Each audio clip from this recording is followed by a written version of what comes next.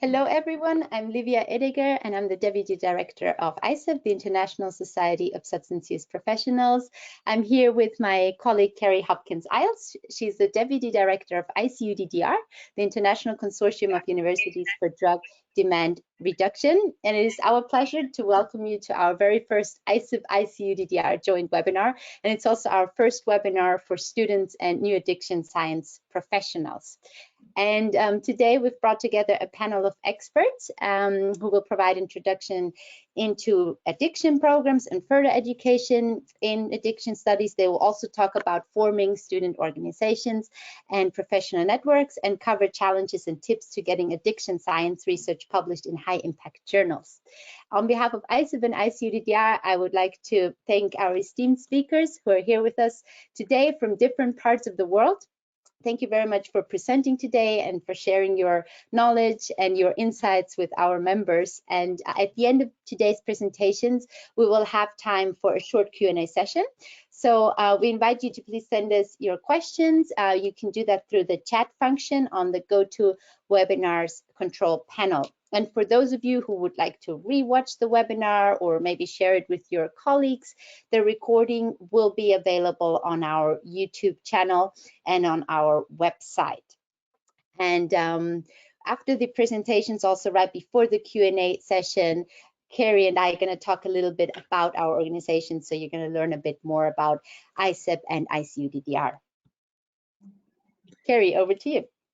Thank you. So good morning, good afternoon, and good night, depending on where you are. I'm Carrie Hopkins-Iles, as Livia said, and I am honored to be here today as a representative for ISSUP-ICUDDR. I'm really excited about this collaboration. ISSUP and ISSUP-ICUDDR frequently work together, but now we're kind of doing that more publicly for everyone's benefit.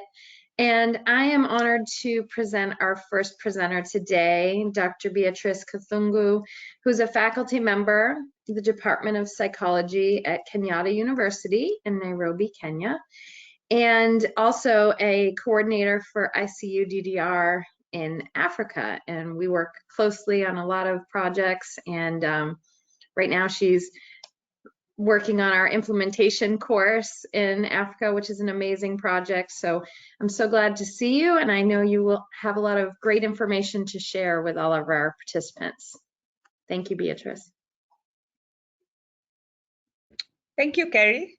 Indeed, I'm very privileged to join you once again and to be part of this great, again, important moment for ISSUP-ICUDDR and ISSUP.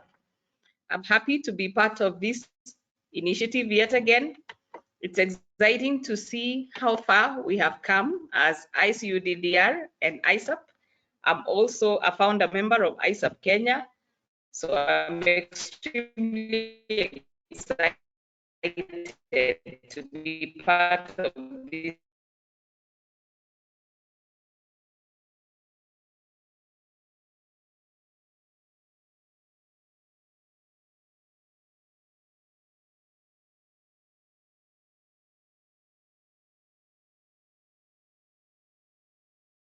initiative that we all are part of.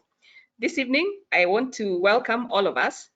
We're going to be professionals, what kind of available for us as young professionals, what is it that we can do with what we have, and where are the areas of growth as a career in terms of addiction programs. And that's really going to be the focus of my presentation this evening.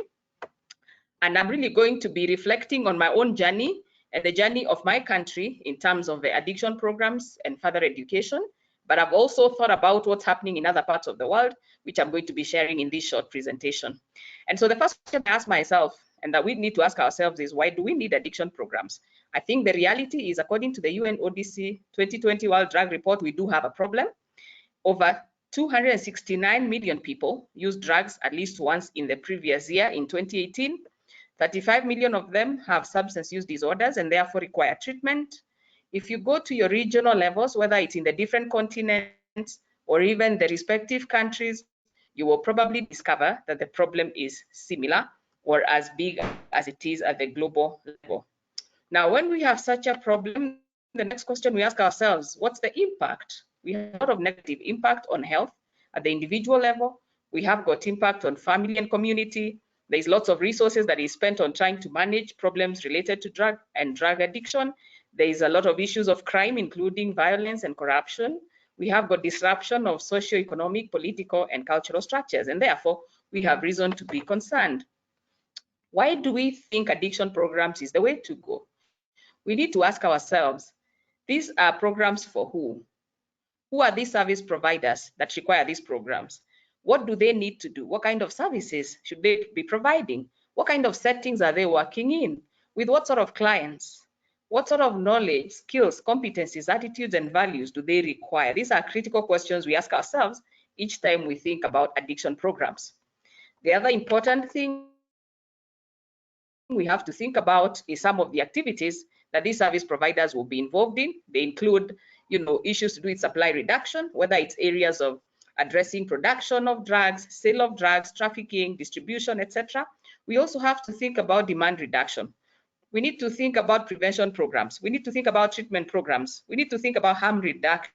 We have to think about research, issues of policy and advocacy when we think about engagement in this field of demand reduction. Now, other specific activities and settings that persons working in this field may be involved in include prevention programs such as outreach, awareness creation, education programs. We can also think about family, community, and wellness programs. We can think about working in school settings. We can think about treatment, centers, whether they are inpatient, whether they are, residential, whether they are halfway houses, whether it's within the criminal justice system where we have got prisons and other, correctional centers, whether it's hospitals, whether it's rehab settings, amongst many others. We also can think about policy and advocacy organizations. These are areas and settings where people can work. We can think of academia. We can also think about research organizations. Now, when we think about that, then we see the need to build capacity. We need to build capacity at the global level. We need to build capacity at the regional level. We need to think about the national level and also the very local context in which we operate. And that's why international organizations like ISSUP-ICUDDR, UNODC, Colombo Plan, amongst others, have stepped up to try and collaborate towards developing capacity and empowering countries to build capacity for these different service providers to be able to work in these different settings. Now, what is it that we need to do? We need to think about the knowledge, the skills, the competencies, the values that are required to address drug demand reduction goals across the different settings we have mentioned. This can be done through capacity building initiatives, and these initiatives may be short-term, they may also be long-term. Now, when we think about short-term, we are thinking about short-term training programs.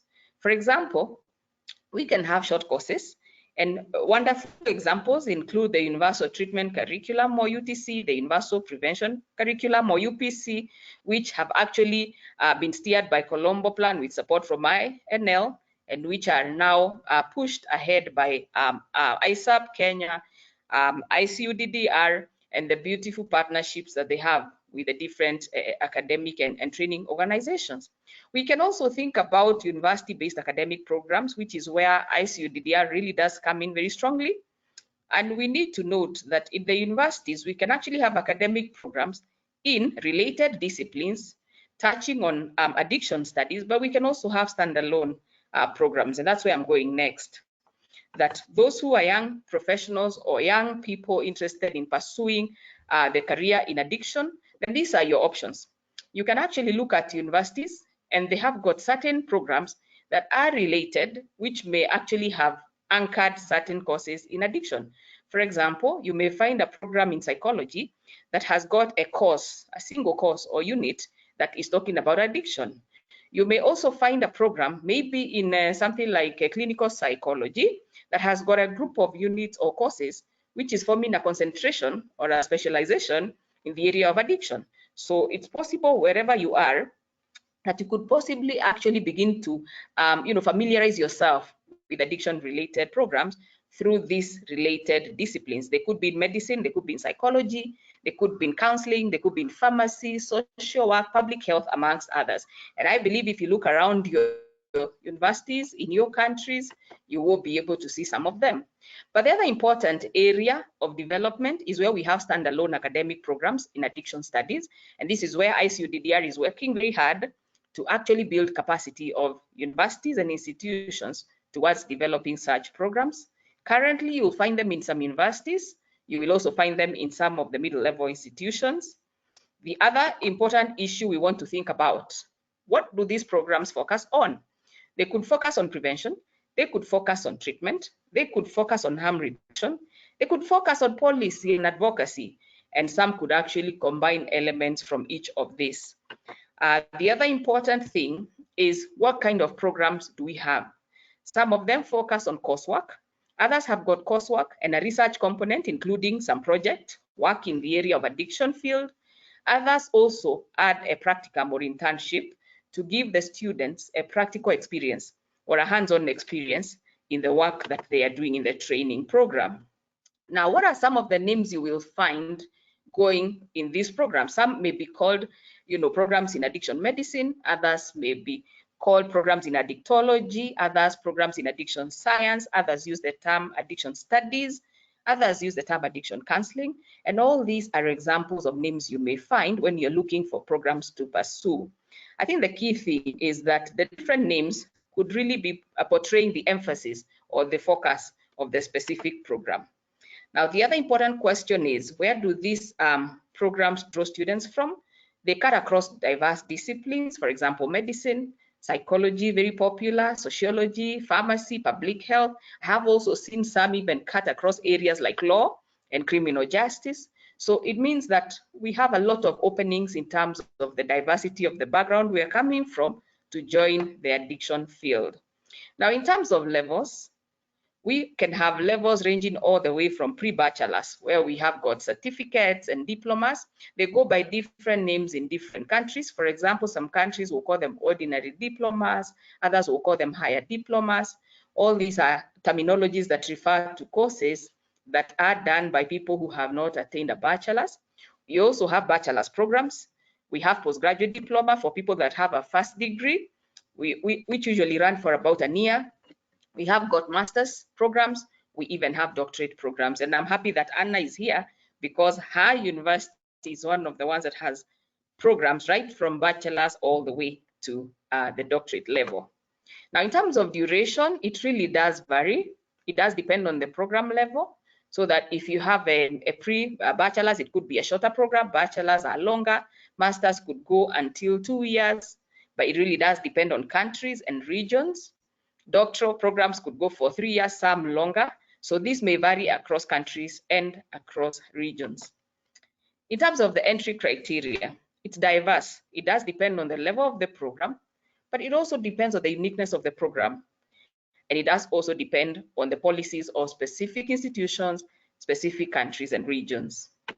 The other important point is the modes of delivery. I think this is very exciting. What I note is the flexibility that we have. You can actually undertake your studies full-time basis. You can do it part-time. You can do face-to-face learning. You can actually do virtual learning where you have synchronous like we're having right now, or you can actually have asynchronous where you can actually have materials posted in a learning management system and you can access it at your own convenience and at your own time. But we can also have the blended mode, which tries to integrate the different modes of delivery. So as I end, it's now time for decision making. Are you interested in advancing your career? Are you interested in pursuing a course in addiction studies? These are some of the factors that you may consider. What are your personal goals? Your personal goals will determine the kind of choice you will make. Will you go for a short course? Will you go for a bachelor's program? Will you go for a postmaster's program or a doctoral program? Will you go for a short course? All these will depend on your personal goals and where you want to go. Secondly, what academic qualifications do you already have? Like I said earlier, different levels have different academic qualification as requirements. So you can look at your academic qualifications to be able to determine where you can be placed, your financial resources. Of course, time availability is very critical, the admission criteria of the various programs, and finally, the availability of programs within access points. But I want to note that with virtual learning now, we're going to be having borderless learning. where you can actually take a course across different countries, across different continents, because of the flexibility of virtual learning. Finally, I wish to say that you have many available options. You may actually take a short course, you may do a pre-bachelor's program, you may do a bachelor's degree, you may do a postgraduate diploma, you may do a master's degree, you may do a doctoral program. In short, we are simply spoiled for choice. Thank you very much. Thank you very much for your inspiring presentation, Beatrice. And again, I would like to invite you all, if you have any questions for Beatrice, please send them to us in the chat function. We'll be able to ask Beatrice at the end in our Q&A session. Thank you, Beatrice. And I would now like to introduce our next speaker, Anna Volfová. Anna is an academic and a lecturer at the First Faculty of Medicine at Charles University in Prague. And Anna is going to talk about student engagement. Student engagement has been a passion of hers for some time now. And Anna is the president of the Czech Association of Addictologists, and she has also founded the Student Association of Addictologist Students in 2015. The floor is yours, Anna. Okay, thank you very much. I hope you hear me, everybody. And I'm not sure I'm sharing the screen, so I'll just wait a moment. Yes, we can hear you, we can see you, and we can also see your presentation. Okay, I can't see my presentation, so I'm just trying to find it.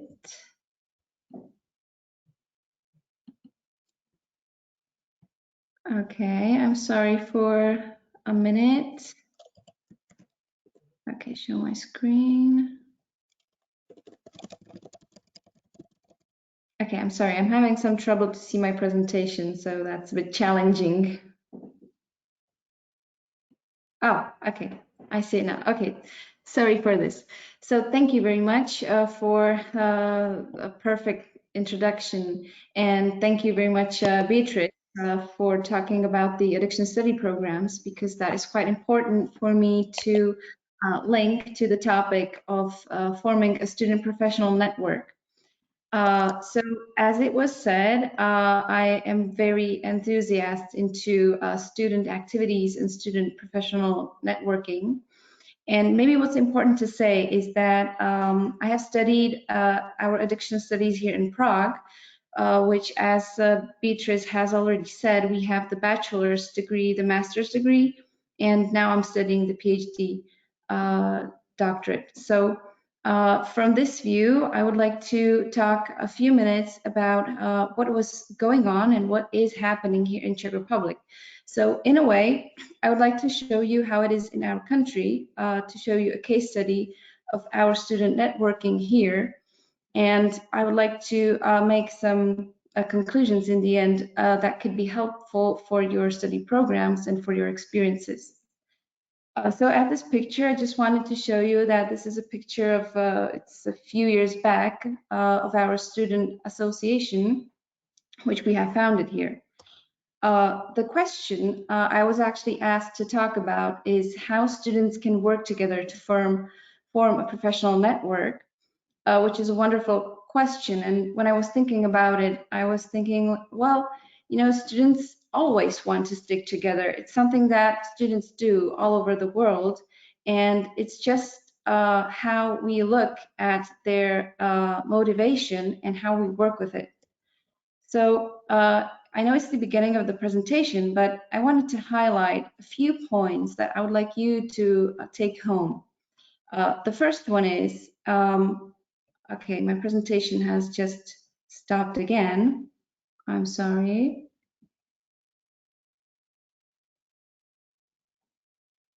Okay, is Olivia there? Can you help me please just show the presentation? Great, Anna. Yes, Olivia will share it. Okay, thanks. Yeah, this is something that happens very commonly. Okay, thank you. Perfect. Okay, so here are some points that I would really like you to take home with you. It's that developing and supporting a student network is really worth it. I will talk about it in the next slide, that we have founded or established a student network here in Czech Republic, and it's just some wonderful things that have been done. The second thing I want you to know is that you will always find students that are motivated to do big things. So this is something that sometimes I can hear from my colleagues from different countries, that there are no students, nobody wants to do anything, but that is really not true. There's always at least a few students that want really to do something with their field. The third message is that you will also always find some teachers or some presenters of the academic society that want to support good things students doing. So this is the other point of view, that sometimes I talk with other students and they tell me, well, you know, we would really like to do something with the field. We really love it and want to give information into the world, but we can't really find partners. And I always tell them, well, you know, try to ask. That's not true. I believe that you will always find somebody. The fourth message is that we have some kind of an example practice here in Czech Republic. The fifth message is that actually the quality of the study program grows with the activity of students. And this isn't something from my experience. Actually, many studies have been done to support this sentence. And the last thing I actually wanted to link to the last presentation today is that the motivation to publish really grows when there is a good social support via a student network. So these are the 6 messages. Now, can we go to the next slide, please? So this is something that we have created here in Czech Republic. This is the Czech name for it. It's the Czech Association of Addictology Students. As I said, we have established this body 6 years ago. And you can go to the next slide, please. Thank you. And all this boom actually happened in 2015. And as I said, what was at the beginning? It was just a few students that wanted to do something important for them, because you know, when you decide to go to study an addiction study program, you do have some kind of motivation. It's actually not really a coincidence you're doing so. So that's the first thing. The second thing is that we actually have met a good supervisor, actually a teacher, a presenter of the academic society, who had a vision. So this is the second very important point, that there always has to be a person that supports the student activity, that has some kind of vision, that sees a few years later and supports this activity. And the third thing that happened was that there was a lot of energy to go through a formal process. When you form a student network, it of course can have many kinds of it can look different ways. It really depends on your country, on your system, on your faculty. So here in Czech Republic, there is a little tradition of student networks throughout the fields, but not so strong. So we actually decided to really register the student society as a nonprofit body. This isn't anything necessary, and I won't go into it so much, but just for you to know that this was some decision making that we had to do back then. And it was very important for us to have the supervisor. Okay, next slide. So I tried to identify the main benefits, and this was quite tricky for me because I found much more than just 5 of them. But what is important? What happens when you have a student society or association at your university or at your study program? The students really get to strengthen their competencies. We have organized hundreds of events, of sessions, of lectures. We learned communication. We learned what does it mean to be in leadership, that you have to cooperate. All these, we can maybe call them soft skills, is something that you really enhance when you have a student body. The second thing is that students build relationships quite normally, actually, but if there is a student network, the relationships get stronger, and they get stronger also not only in the field of addiction studies, but you have to cooperate with different students because you want to cooperate with different students. And this is something that really creates very important relationships in future. You also build a relationship, that's something I wanted to highlight, with your professional group. Though you are still a student, you're not the professional actually yet, but it's something that links you to other professional bodies. For example, here in Czech Republic, we have a National Association of Addiction Professionals, which we have for like 15 years now, and it's a very important body. And if we have the student association, we link it to this professional association, and it really rises the motivation to be then into the professional body, which is important because of advocacy, policy, and so on. The third benefit I have identified is the interdisciplinary cooperation. I've also talked about it a little bit more, but it means that we made lots of events, or for example, students made these events when they went to different faculties and they talked to students from different fields, and they talked about addictions, which was really awesome and wonderful. Also, you make this basis for your future work. Interdisciplinary or the multidisciplinary characteristics of addiction studies is very important. The fourth benefit is that you improve the quality of the study programs, but not only of the study program itself, but of course of your teaching techniques. Actually the faculty or the teachers have a partner with which they can talk about the quality of the study program and find ways to improve the study program. Wonderful thing. The fifth benefit is creating opportunities.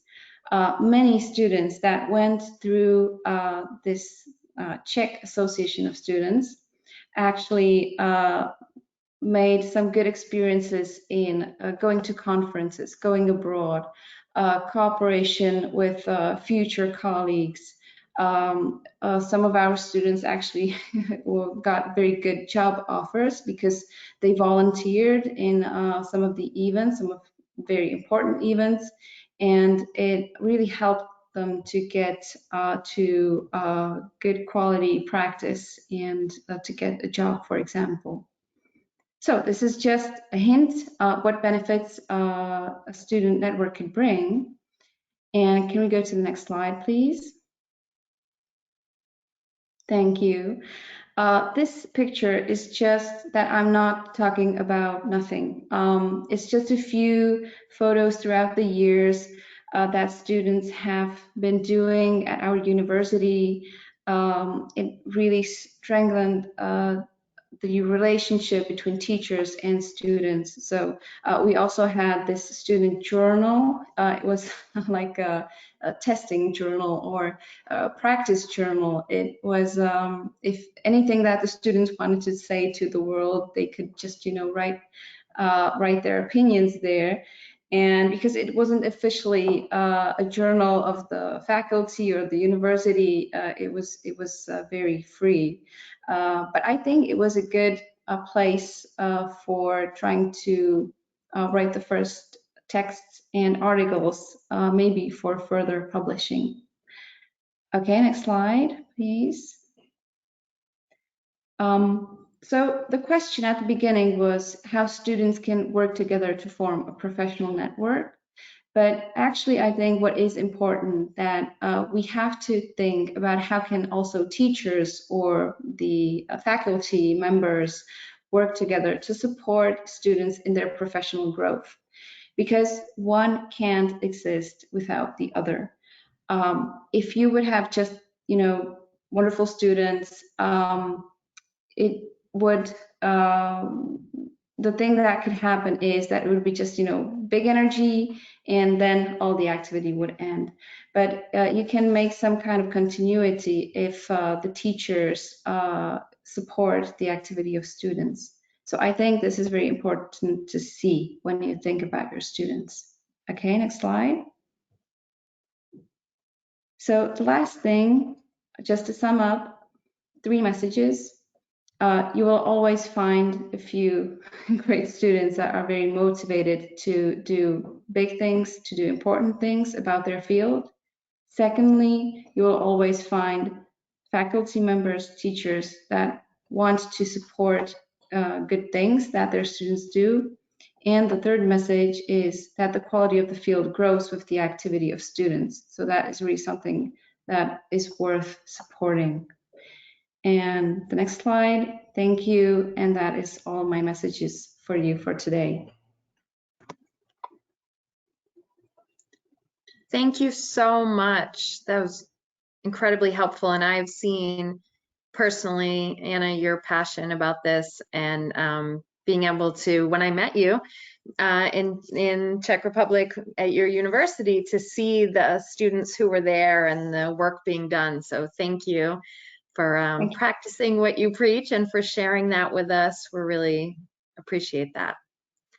So I'm excited to introduce our next speaker, Dr. Richard Pates, who I've worked closely with on a lot of different projects. We've frequently been, I've been up at early in the morning getting ready to do presentations with him. And he is a consultant clinical psychologist and editor-in-chief of the Journal of Substance Use, and helps us at ISSUP-ICUDDR to help our folks get published. So with that said, I will hand the floor over to you, and thanks for being here. Thank you very much, Carrie, and I hope I get this technology right. Let me get the slide up, and that's right. Can everybody see that? Is that clear? What I was asked to talk about, and it's lovely to be here, is to talk about publishing your important work. And I was very encouraged by what Anna has just said about the work that goes on in Prague. I'm very impressed with the university, the Charles University in Prague, and I have met the students there and done some teaching there, so I'm fully conversant with that. But also her idea of having a student journal to practice writing stuff is actually really important. So this session is going to be called Challenges and Tips to Getting Addiction Science Research Published in High Impact Journals. A bit of a mouthful. I'm an editor, and this comes from sort of many years' experience as being an editor. If you can remember this, there is a book called Publishing Addiction Science, a guide for the perplexed. It's been edited by members of ISAGE, who I am representing today. But fortunately, you can download it free at www.issaje.net, and that the whole book is available free for you to download, and it's a really useful guide for publishing. One of the things the reasons I wanted to talk about this, or I like talking about this, is that you often get very good training in universities when you're doing your master's or your doctorate or even your bachelor's degree about the methodology for science and how to do research. But very rarely do people get taught how to write for journals, and there's a very different skill in writing your master's or doctoral dissertation than writing for publication. And publishing is very important, especially in the academic world, and I provide you with a few examples here. It provides a forum for communication among scientists, so I can talk to scientists all over the world, and we have a common not language, but a common interest in the stuff that is published, because it is published, because it is there available for us. Sets the intellectual standards for a field, so it makes it be intellectually rigorous. Sets the agenda for what to study, and interestingly, this, I guess, the study of addiction, or it wasn't always called that, has been going on now for probably well over 150 years.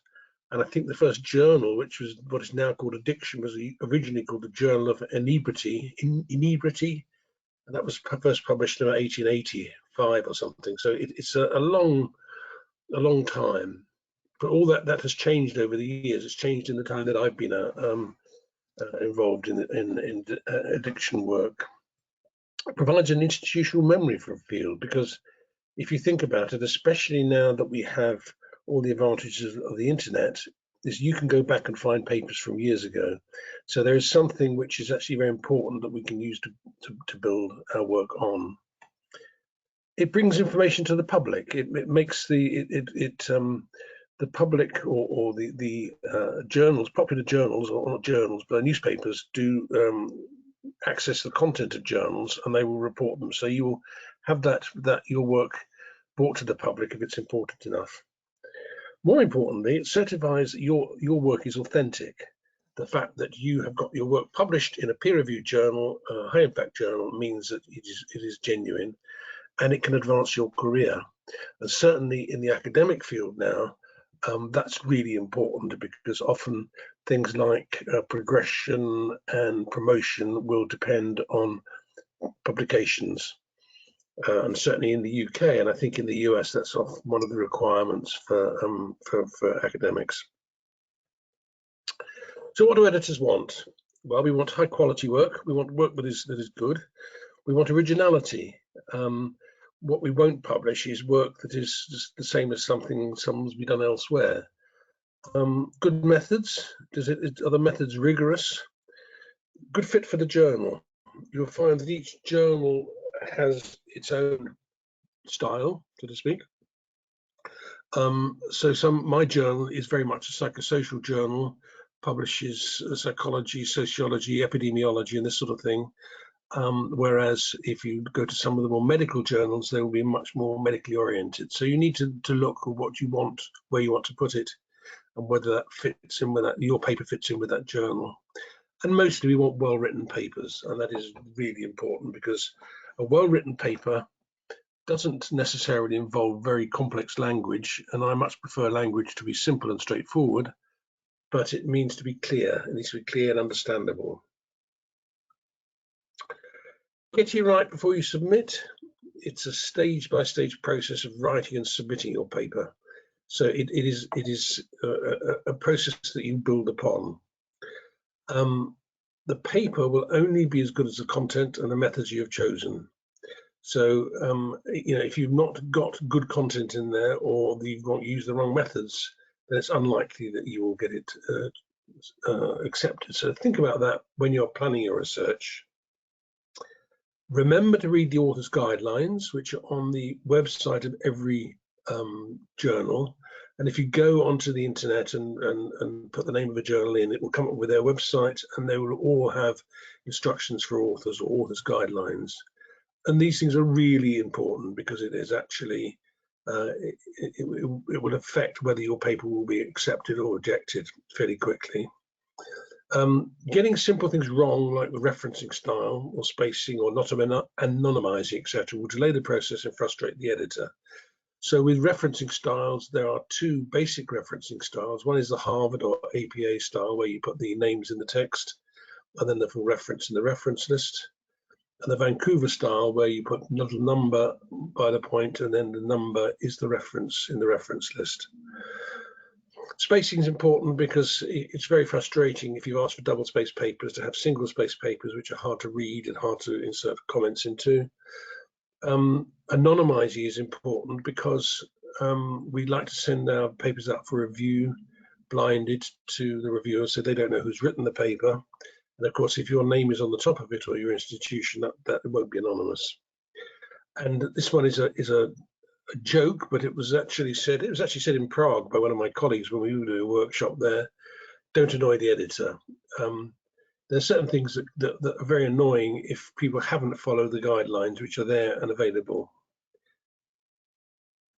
The common reasons for rejection at triage, and triage is what happens when you submit your paper, and the editor and the editorial assistant will go through the papers and check on these things. Is it within the scope of the journal? If it's outside the scope of the journal, it will be rejected. Manuscript type unacceptable. And what that means is that some journals will publish qualitative research, quantitative research, case reports, reviews, meta-analyses, letters, case studies, etc. Some won't publish all this sort of thing. Some will only publish quantitative research. So check that they will accept the paper that you've written, the sort of paper that you've written. What I've already said, ignores instructions to authors, and that can be very frustrating. Major methodological weaknesses, for example, if you've got too few subjects, or the methods you've chosen to run your research with are not sound, then that will clearly be a problem. Clear ethical problems, and one of the problems with our field is that we quite often can run into ethical problems. So, for example, when needle exchange first started back in the early days of the HIV epidemic, I was working in a city in South Wales, and the local government official said, well, we should give needle exchange to one city and not to another city and see how the rates of HIV vary. And I said, you can't do that, it's entirely unethical. Or if you were doing a treatment with a certain drug or a certain process, you cannot leave people without, if they've come for treatment, you can't leave people without treatment. So we have to be very careful about ethics, and I'll talk a bit more about that later. If your paper is purely descriptive, parochial, no hypotheses, no conclusions, it's just a chat, it won't be accepted for that. It needs to have a point and an understanding. If the statistical analysis is lacking, now this is not necessarily true for qualitative papers, but for quantitative papers, it needs to be there so you can evidence the claims that you're making. Or if there's nothing new in it. And one of the problems is sometimes you get papers, I mean, I get a lot of papers about college drinking in America, and I know this is part of the system that people do, run experiments on their colleagues, but it is, I don't see anything new in it, so I'm not likely to accept that. Responding to referees' reports. So you'll send your paper in, the editor will send it out to referees, that'll come back, and it will be usually one of 4 decisions. It will be accept, major revisions, minor revisions, or reject. Now, one of the things you need to know is that the number of papers that are accepted as they are submitted is very, very few. I may accept 1 or 2 a year on that basis. Nearly every paper needs some sort of work, and however experienced the authors are, that they do need some help quite often. So when you respond to it, construct a detailed reply to the referees. Reply with numbered sections corresponding to the referee's points. So when you go through the points and in a good review, they will have the points listed in a numerical order, or at least in an order that makes it easy to deal with. Make revisions to deal with the major criticisms and explain where you've not dealt with the rest. I mean, sometimes you can't deal with them because sometimes it's a function of the sort of research. Describe each change you make and refer the reader to the relevant page in the revised manuscript. When you read a lot of papers, it's often very frustrating if you're searching for a change that you can't find. Highlight changes in the text in a different color. If there are important or major changes recommended that you're actually sure are wrong, present a polite, logically argued rebuttal. And it doesn't work to just say, oh, this isn't fair, my paper is good. But if you think that the reviewers have got it wrong, and sometimes they may have done, they may be less experienced than you, and the editor didn't know that, then it's worth you challenging that and saying, hang on, there is a different way to look at this. Ethical considerations, what to avoid. Well, these are 7 kinds of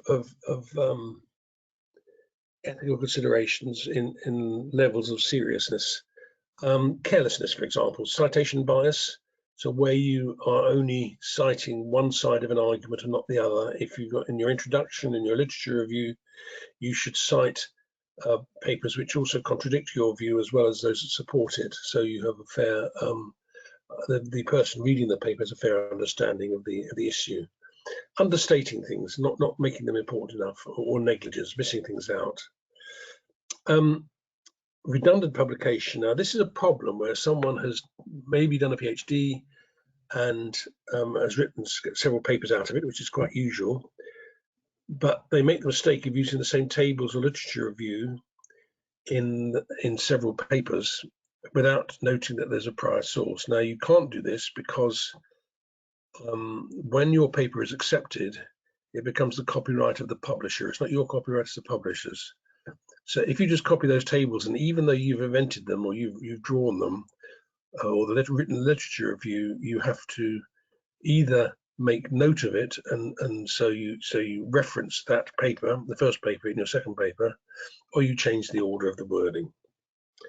Unfair authorship, and this used to be much worse, I think, than it is now. I hope it's got better, but failure to include eligible authors or honorary authors. And what this means is that there's people who have taken part in your research don't get a mention as an author, but people who may be the head of department or the professor expect to get an authorship just because they're head of department. And I'm very strict on this. And when I was working in my units and I had students there, if they wrote a paper with me, I would usually make them the first author. They needed it more than me, and they always got their name on papers. And I certainly don't want to include people who have not contributed to the paper. Undeclared conflict of interest. Conflicts of interest can be that there's a financial interest, or it can be someone that you're working for. It can be all sorts of reasons. And conflict of interest doesn't mean that you can't publish a paper. It just means that you must declare it, and it's very quite clear why you've done it. Human and animal subject violations. No approval from review boards or ethics committees.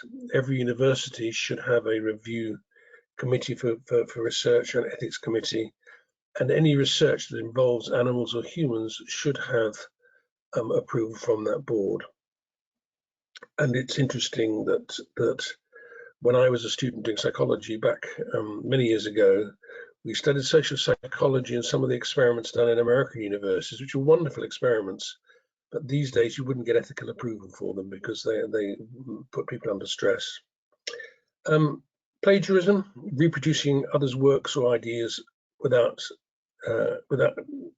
reproducing other ideas or works or ideas without acknowledging them or saying that they're your own work. And that can be just copying paragraphs of things, or I have seen a paper which was made up entirely of different parts of different papers, which was entirely non-original. It's not always easy to spot, but many publishers now have plagiarism software which will go through an article and test it against other articles and can often identify that it is plagiarizing. Other fraud: fabrication or falsification of data, misappropriation of others' ideas or plans given in confidence.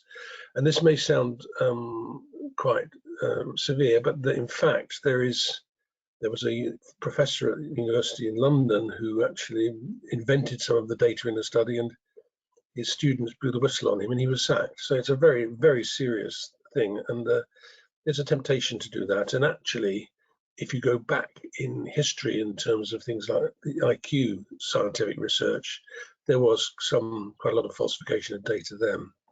So that gives you examples of what to avoid. Some helpful tips. So this is just really, I said, it's no great science. It's just a way of helping you get your work published. Make sure you include the limitations section. Every piece of research has some limitations, and it's not something that you should be embarrassed about, but it's important that you say what the limitations are rather than the editor or the reviewer finding it. Make sure you read the instructions for authors, and I tell that to people over and over again because they don't read it, and it really is annoying if you have to send the paper back when they have got the order or the references or that sort of thing wrong. Now, this is one I think is really important, and I'm sure that the work that Anna was talking about would reflect this. Get your colleagues to read your work before you submit it. When you've worked long and hard on a piece of research and you've written it up and you've slaved over it, you may no longer spot the mistakes you've made because you're so used to it. And it's really useful to have people to do that. Just a friend or a colleague, read it through and check those comments. If your statistical skills are not good, get a colleague with good statistical skills to check your work. One of the problems now is that there's so many statistical tests available on SPSS or other programs that you can plug your data into something and get a result, but it may be that you've actually chosen the wrong test, or you may have misunderstood what this test is for. So make sure, if you're not clear yourself, make sure you get good advice. Don't make claims in your paper that the results do not show significant. I mean, people sometimes say, well, it's moving towards significance. It was practically significant. If it's not significant, it's not significant. So don't make those claims. Importantly, highlight the strengths of your paper and why it is important.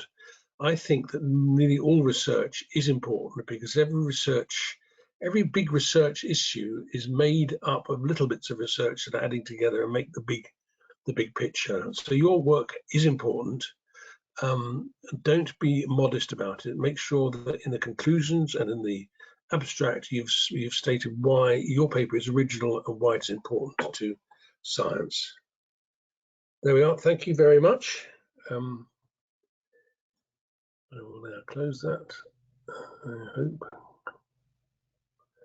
Yes. Thank you so much. I always learn a lot from listening to you, and I really appreciate your presentation. I bet a lot of people learned a lot. I know that it's hard to synthesize it into such a short presentation, and I appreciate that. So I want to thank all of our presenters, and I'm going to move into a bit of a description about ISSUP-ICUDDR, in case not everyone who has joined us today is familiar with what we do. And since we are in collaboration today with ISSUP, we can kind of illuminate for you and highlight a little bit what's different between the organizations. So I get a lot of people who would like to join ISSUP-ICUDDR, and of course we welcome them. But what we need to clarify is that ISSUP-ICUDDR is a university or institutional membership. So when someone is joining ISSUP-ICUDDR, they're joining it for their whole university. And what we do then is when we have our university members, we do a lot of faculty networking, university networking. Beatrice has helped us with role modeling for other organizations, as has Charles University in Prague. So, you know, if you're a university who is new to the addiction studies work, for example, we have other universities who are maybe a little farther along that path who can help you. So there's a lot of really powerful networking that happens to work together. And then we also promote research. So we have inter-university research and people who work together in this area. Training, so we do a lot of walkthroughs of the UTC, UPC throughout the world. Regional, we have regional coordinating centers, so we work in all different regions to see what they need. What do the universities and the practitioners and everyone in those areas need for how can we support them? So yes, we do a lot of different things on the university level, and hopefully you'll be able to join us in some of the things that we do there to support the different goals of network development, research, education, university community outreach, and advocacy. I didn't mention advocacy, but we know that advocacy is required in this field, and so that we can make sure that those folks who are struggling with the disease of addiction receive the best possible care. We start that up at the macro level of training that workforce and bringing it down. So I think that's enough about ISSUP-ICUDDR. Livia? Thank you, Carrie. Yes, so in contrast to ISSUP-ICUDDR, ISSUP, We at ISSUP are an individual membership organizations. At the moment, we have 19,000 members who work in drug demand reduction around the world.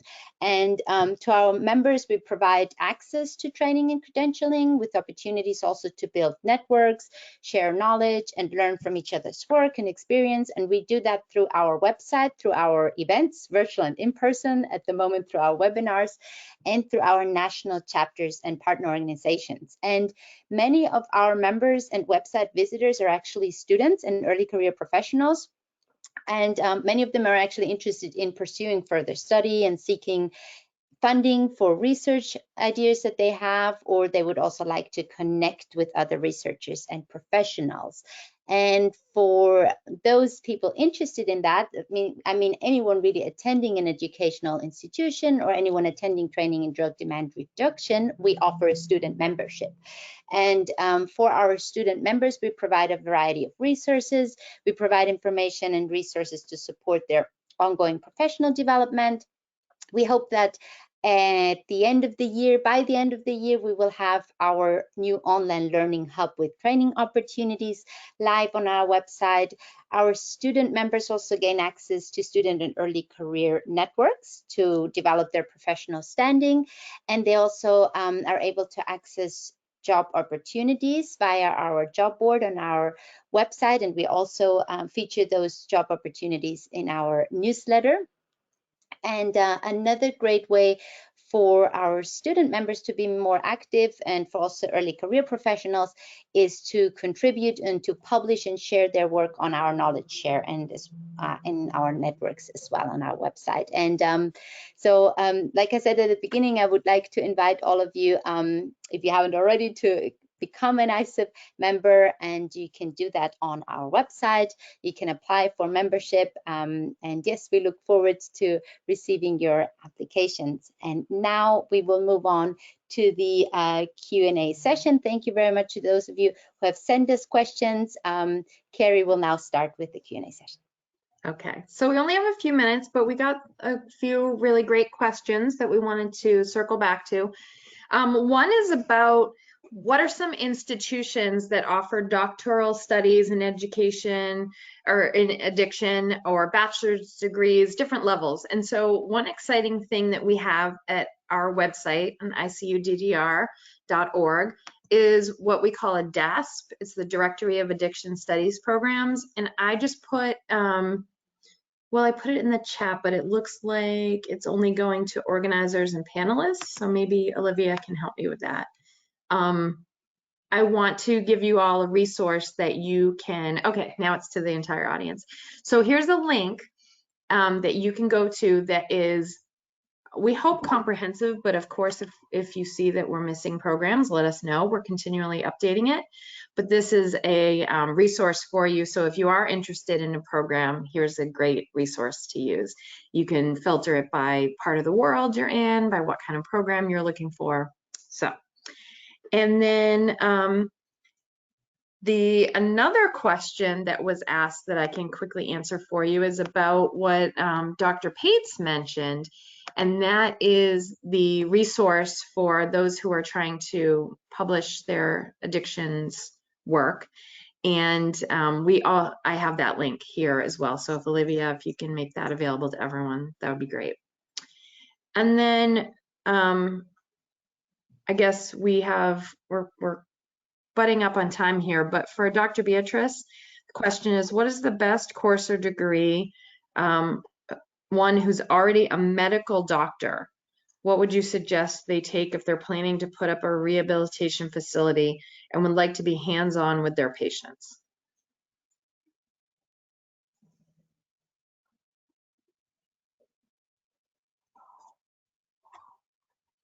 Thank you, Carrie. I hope you can hear me. Yes. Can you hear me? Yes. Thank you. So that's a very important question. As I said, what is important? You have to look at your personal considerations, your personal resources, but what is also available. If you already have a first degree, you're a medical doctor already, you probably don't want to leave your field of medicine practice, but you want to enhance your capacity. I always recommend considering a postgraduate program. You may want to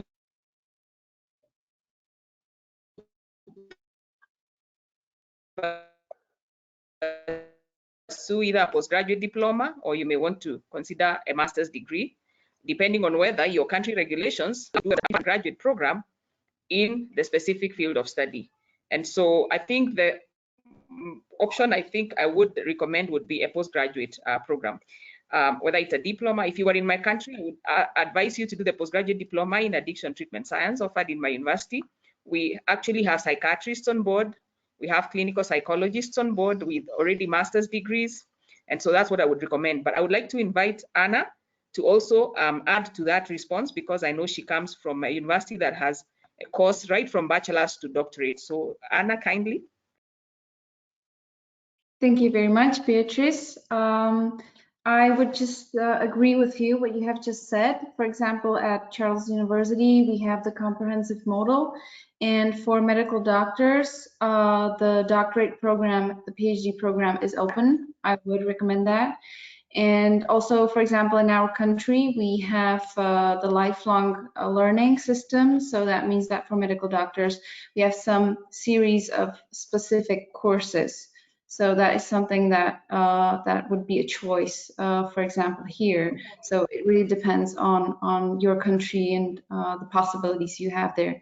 But you can study our doctorate or the PhD program in English at our university. So if you would be interested, just let me know. No problem to give more information about that.